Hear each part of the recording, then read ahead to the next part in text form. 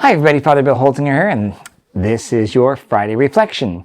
Well, it is going to be the fourth Sunday of Advent, and we're getting to the end run of Advent. For us priests, we've been pretty busy. Myself, I was just at St. Juan Diego. Father Dominic was there as well, helping out with communal reconciliation service there. We were also helping out St. Cecilia the day before. And go back to Saturday, we had a whole bunch of other priests coming to our home, that is to Holy Trinity, where we had, and if you were there, you know this, but if you weren't, we had almost about 400. I would guesstimate 400 people in the pews waiting to go to confession.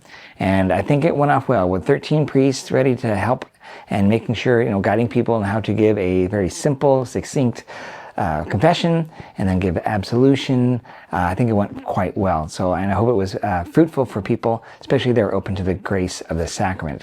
So that's kind of what we're doing. Again, tomorrow it's going to be over at St. John Fisher. I won't need to be there because he doesn't have as many people. Father Valentine, that is, doesn't have as many people there. He's got it pretty well covered, and that's great. Well, I want you to start thinking about Christmas. So we're coming up on Christmas. What are your plans? Not only just for what your plans are with your family, but what about your church family? For us at Holy Trinity, we have masses at 4, 6, and 8. That is in the PM, of course. And that's the same thing we had last year. But here's a little bit of a change, because I noticed that on the Christmas day, when we only had one mass, that it was quite packed, and some people would just drive away when there wasn't enough room. It turns out, of course, the 4 p.m. Christmas Eve Mass is the most popular, and that might be something that, think about what you want to go to. Our Masses are about an hour, maybe even a little bit under. We want to be very mindful of the scheduling of these things, but we want to make sure that everybody can have a seat if we can do that, but also everybody can have some parking. So what I've done for the Christmas day, because we usually have just one Mass, is to then add a second Mass. So instead of last year's 9 o'clock, we're going to do an 8 o'clock and then a 9:30, kind of the Sunday Mass schedule type that we're kind of used to. And another thing to do this, and by the way, this is intended to kind of help ease the parking situation and also give you, if you want to go to Christmas Day, another option. But also then it allows us to then seat more people, because I don't think people really enjoy standing through the whole ceremony, the whole Mass. But here's another thing. It was wonderful. We've been in dialogue with B4 Church. That's our Foursquare Church next to us. And they are very open to allowing us to have you, or me, to park in their parking lot during some of these Masses. And let me be clear what they are. So they have a worship schedule that starts in the early afternoon and then starts to then overlap ours. So I think they're like at 1 and 3, and then they have, I think, at 5. I might be wrong on that. But nonetheless, that time frame that starts to run into some of ours. So we have, again, the 4, 6, and 8. They said it would be fine if you want to allow people to then park at the 8 o'clock Mass in our parking lot, as well as any of the ones on Christmas Day, for they don't have a Christmas Day service. So I want to encourage you. This is something different. Remember, you don't remember, last year I spoke about trying to remove the friction that happens when people come to our church when it is highly attended. And one of those ways is parking. And when parking is sparse, people leave. And I would hope that we can then deal with that by allowing more parking. And B4 Church has allowed us to then have you park there. And so that's what I'm going to encourage you to do. You have to know, but I would ask you to consider a Christmas gift for those who come to us only on Christmas. Now, some people may get mad because, hey, we don't see them. Like, no. We're glad. I am glad that they're coming. If you're one of those individuals that comes on only Christmas or on Easter, you are welcome here. And I want to make sure that you are easily able to park and easily able to get into the church. Okay, so that's why we have then 2 Masses on Christmas Day, 8 and 9:30. And because of that, one of those Masses, and I'm not sure which one it is, I think it might be the 8, or it could be the 9:30. Again, not sure. We'll have one of our full choirs, and the other one will be simply a keyboard and a cantor. So I'm not sure which one it will be, but if you're at the one that is the more simple one, and I think it may very well be the 8 o'clock one, just know that ahead of time. But I'd invite you to please consider, for the sake of others, a gift of maybe parking, not right up front close to the church. And of course, by the way, asterisk here would be, obviously, if you have mobility issues, by all means, park as close as you can.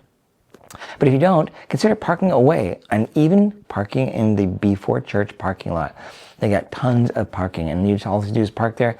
And there's a hedge that separates our property. Just go out, walk onto the sidewalk, and come around, and you're good to go. So I hope that will be the case, that you would think about that and maybe even consider that.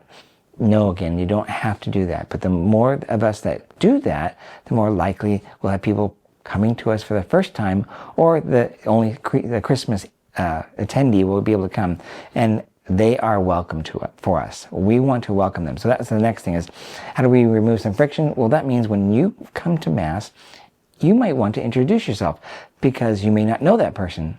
Now keep in mind, just because you don't know them doesn't mean they're not Christian or Catholic, or that they don't go to our church. They may be going to a different time of Mass. And I've seen this many times where people are part of our church, they don't even know it, because one goes to like the 5:30 Saturday, another one goes to 11:15 on Sunday, and those they never intersect.